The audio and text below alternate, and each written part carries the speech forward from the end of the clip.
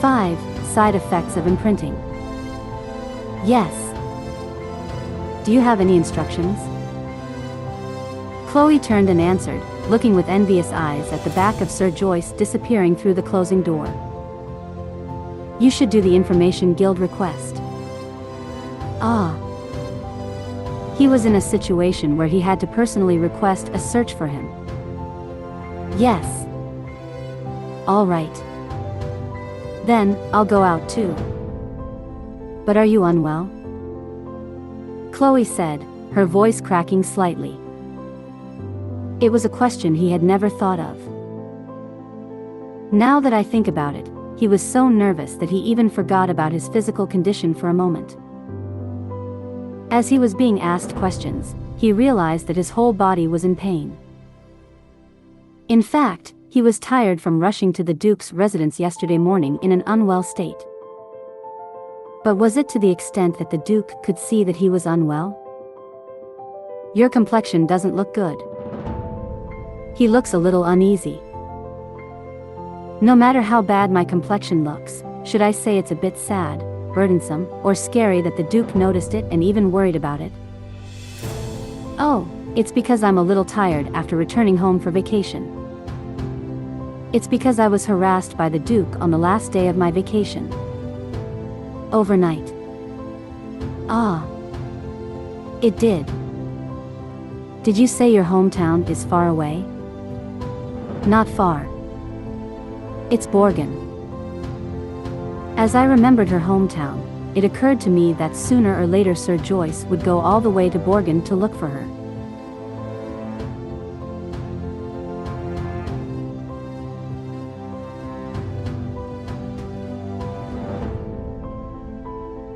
Cline. Chloe came to her senses when she heard her Duke calling her again. Yes. It's a bit far. Where is it? Exactly. I don't think I've ever had a very personal conversation with her face to face, but I couldn't figure out why she was following me today, noticing her physical condition, and even having a trivial conversation. For the past 3 months, she and the Duke had been in a strictly employer-employee relationship. The Duke never showed any particular interest in his servant's private life, and he rarely asked personal questions. Well, it's not like it didn't happen at all. She had saved up her holidays for a month without taking a break on the weekends, and when she got permission to take a 4-day vacation, she also mentioned that she was far from home and taking care of her sick mother. She seemed to remember that conversation then. This is Borgen. Chloe answered, feeling half-given. In any case, it was a known fact to both Lord Joyce and the Duchy's employees that he came from Borgen, and when Cline was first hired as an employee of the Duchy, he sent and received mail to Borgen's home address. Of course, she didn't tell anyone about her family relationships other than her mom. While she was working undercover as her twin brother, Cline, the fact that she had a twin sister had to be kept secret because it was risky. Come to think of it, the Duke was a truly generous host, befitting his reputation for having a great personality. After hearing that her mother was sick, I even took care of her vacation expenses. With that money, she was able to stay at dog and cat night every time. When he went there, it took him an entire day to go there, but when he came back, he stopped by to prepare his mind and body. She was grateful for the money, but now she saw that it was holding her back. Because she was staying there, she had an accident with the Duke. He was a good owner. Sooner or later, that good owner will get you kicked out, at least in debt, or at worst, you'll be branded a fraud and go to jail. Borgen. Right. How is your mother, who said she was unwell? You're still the same. Right. Do you take after her mother? Yes. Is she a beautiful mother? Yes. For a guy, you're a bit. The flow of conversation was strange. Go out. The Duke suddenly cleared his throat and spoke with a straight face. Yes. Chloe came out quickly. While talking about whether her mother is beautiful, something like, for a man, comes up. For some reason, an ominous feeling came over me. I felt like I should at least find out from Sir Joyce what the Duke was planning to do if he found the woman. She never knew when she might get caught. Hugh Gray held his head in his hands and bowed his head. It was clear that he had turned around. Even if I went to find the imprint person right now, it wouldn't be enough, so my whole mind was focused on that servant, Cline. He didn't even turn around completely. He wanted to spend more time with his servant, so he ordered him to run an errand for the Intelligence Guild, and he even regretted making a tired guy do the work for no reason. While I was listening to Joyce's report, I was busy checking the body language and expression of Cline, who was standing slightly behind her. The side effects of imprinting were clear. Quickly.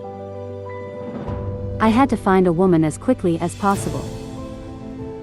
The only way to calm down this strange hormonal chaos would be to find someone imprinted on you and find stability.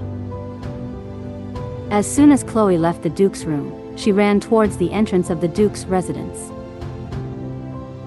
The Duke's residence was so large that it could practically be called a castle, and since the Duke's room was on the 4th floor, he had to run frantically to the entrance to catch Sir Joyce. Lord Joyce. Sir Joyce.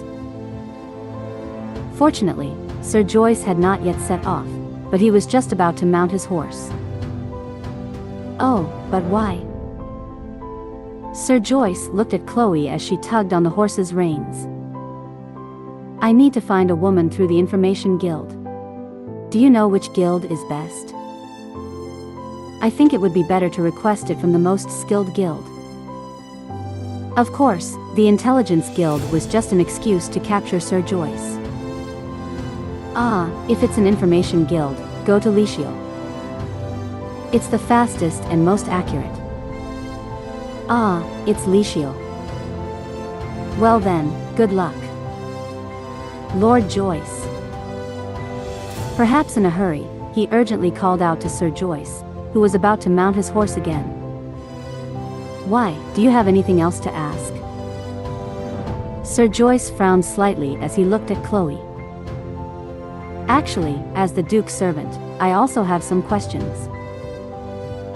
I think I need to know something to some extent so as not to make the Duke feel uncomfortable. What are you talking about? So, I was wondering what the Duke would do if he found the woman he was sleeping with. Sir Joyce looked down at her. I will just be a servant from now on. You don't need to know. All you have to do is do your best to make the Duke feel at ease. Even if you look fine on the outside, you're probably lying on the inside.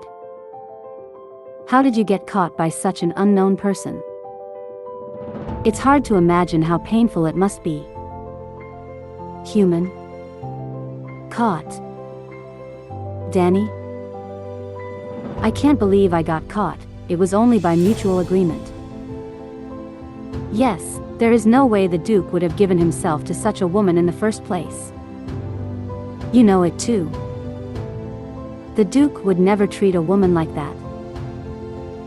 No, it's not. Suddenly, the beginning of the accident that blurry night came back to me clearly. A dark hallway. She was caught up in a fever and a strange impulse that she didn't know if it was alcohol or something else, and she saw the Duke coming out into the hallway. Her Duke's face frowned when he saw her. My body approached the Duke without realizing it. Her Duke retreated behind her to avoid her and tried to enter her room again. As soon as the door was closed, she followed the Duke into the room and hugged him. Who are you? Do not be like this. Go away. Get away. Get away from me. You can't do this, the Duke's cry of rejection, almost like a scream, hit his head like a large rock. It was like that. Her Duke had rejected her. With desperate eyes and voice. But what clung to him even more? I want to die. It was definitely her. She attacked her Duke, who refused her, and somehow the Duke, who eventually gave in to her, changed after that. I couldn't help but change and become a beast. But what was clear to her was that before he became her beast, he had rejected her. I feel like I want to grab that woman and grind her to pieces. No. He's someone I can't dispose of like that. Sir Joyce muttered something to herself, and then looked at her again, as if only then had she remembered Chloe before her. The anger in her eyes still hadn't subsided, and she looked ready to kill the woman if she found her. She grabs the woman, grinds her to pieces and spits out bloody words as she disposes of her. Was sleeping with the Duke such a deadly sin? It was a situation where her life was in danger. What Chloe was worried about was that they would find out that she had been hired by lying about being a woman. Of course, it was uncomfortable to sleep with the Duke, but I couldn't understand why a man and a woman could do something like that with consent, and why they looked like the world was destroyed by the fact that they slept together. Isn't that right? But in the end, Chloe could only react like this. That's because Sir Joyce's expression was that serious. Fortunately or unfortunately, Sir Joyce's expression relaxed a little. There is no choice. Because it has already happened and it cannot be undone. Anyway, please take good care of the Duke. Please. Yes. Chloe barely answered, trying to control her trembling voice. Sir Joyce set off, leaving Chloe behind. Why is Sir Joyce so angry about the Duke's work? Chloe was lost in thought as she watched Sir Joyce walking away. Because the Duke was robbed of his virginity? Why is chastity so important? Besides, that's not Sir Joyce's chastity. Maybe the Duke was a purist. He seemed to have seen a glimpse of fear on the Duke's face as he retreated away from him. Well, considering how much the Duke had avoided women, it wasn't unreasonable. So, has he really ruined the Duke? But for all that, the Duke seemed calmer than Sir Joyce.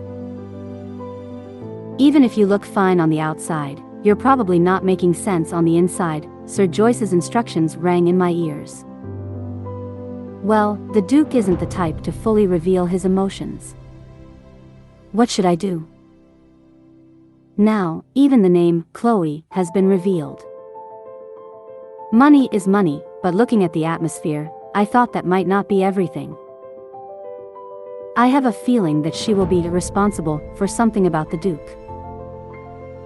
As of now, it seems that something is purity, but there may be something else, and it was unclear how on earth one would take responsibility. Then, there was only one conclusion.